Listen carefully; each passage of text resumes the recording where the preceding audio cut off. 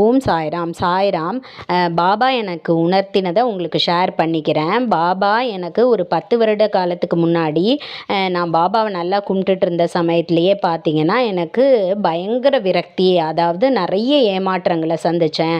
அப்போ என்ன நடக்குதுன்னே புரிதல் இல்லாத ஒரு உணர்வு நிலையில் இருந்தேன். அந்த டைமில் நான் வாழறதுக்கே விருப்பம் இல்லாமல் இங்கெல்லாம் இனிமேல் வாழ முடியாது, நான் ஷிரடிக்கே வந்துடுறேன், உங்ககிட்ட ஏதோ கூட்டுற பணியை அங்கே கோயிலை சும்மா கூட்டிட்டு கோயிலே படுத்திருந்துட்டு எங்கேயோ ஒரு மூலையில் படுத்திருந்துட்டு உங்கள் அன்னதானத்தை சாப்பிட்டுட்டு வாழ்வை ஓட்டிடலான்ற அளவுக்கு விரக்தியில் இருந்தேன்.